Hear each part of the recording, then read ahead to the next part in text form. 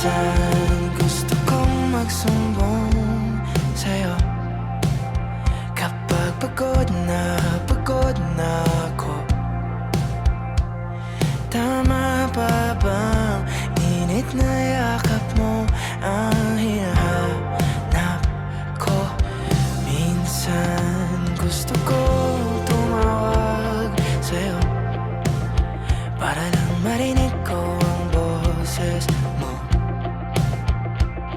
Mali na ba kapag nakangiti ako? Hinahanap ko ang sa'yo. Kahit hindi na kita nakikita, kahit lumipas man ilang dekada, kahit nabago na hinahanap ng iyong mga mata, hanggang may kahel na langit, naiisip kita.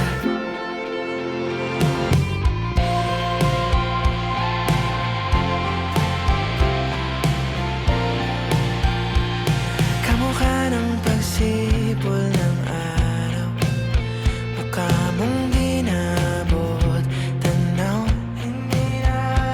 Sa dami ng sugat ng kamay at daliling niyakap, sa'yo lang di napapasma, perpekto ako na.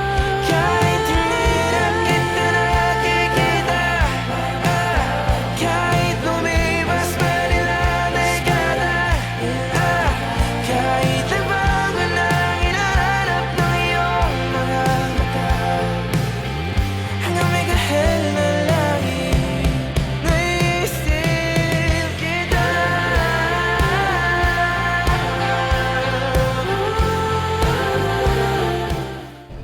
Iyan. Yan ang nakasanayan kong itawag sa'yo. Dahil yan ang pakilala mo sa akin noong 2014. Yes, 11 years. Pero ngayon kinakasal na tayo. Ikinakasal na tayo. Ang bilis. Ang bilis ng panahon. Parang kailan lang. Heto tayo ngayon. Handang magsimula ng bagong kabanata. Balik tayo sa pagtawag ng pangalan ko sa'yo. Ngayon, gusto mong tawagin kitang Dave. Ang hirap. Nabaguhin ang nakasanayan. Pero feeling ko, kasi ang itatawag ko na sa'yo ngayon ay asawa. Wala'y pag-ibig ng buhay ko, kay tagal na naghintay, nandito ka na. Sobrang grateful ako na sa pagtsatsaga mo sa akin, sa lahat ng mga flaws ko, tsaka sa pagsakay mo sa lahat ng mga trip ko, gawin sa buhay, tsaka sa pag-unawa sa mga sa mga gastos ko sa hobbies ko na hindi ko naiisa-isa. Mahirap na eh. Tsaka, ngayon, pinapangawak ko na kapag ikaw ay nakakalimot, I will be there to remind. Kapag ikaw ang hindi maganda yung pakiramdam, I'll be the one to be healthy, to take care of you.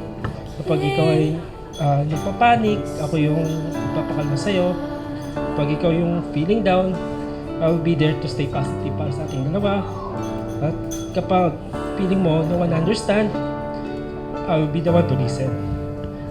At lahat ng mga pagdadaan natin from now on, kahit ano pa man yan, we'll face it together. Ikaw ang una't huling mamahalin ko ng ganito. Na iyong pakamamahalin at paglilingkuran habang buhay? Opo. Okay. Dave, bukal ba sa iyong loob ang iyong pagparito upang makaisang dibdib si Rowena na iyong pakamamahalin at paglilingkuran habang buhay? Opo.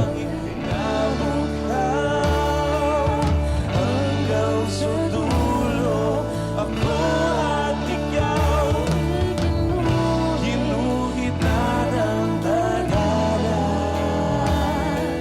na tayong dalawa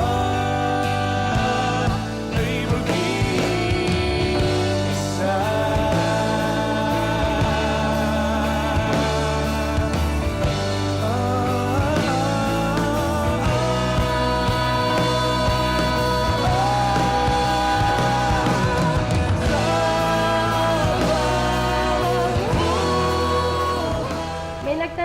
akin kung paano ko nalaman na ikaw na ba.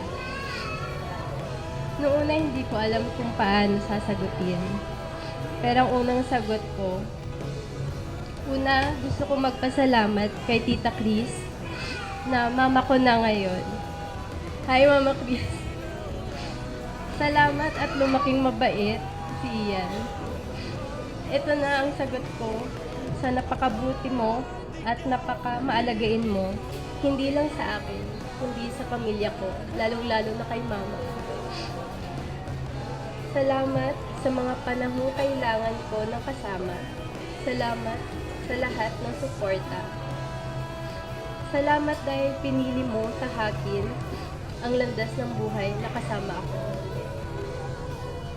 Ipinapangako kong pakikinggan ka, uunawain ka, at mamahalin ka sa pagsikat ng araw.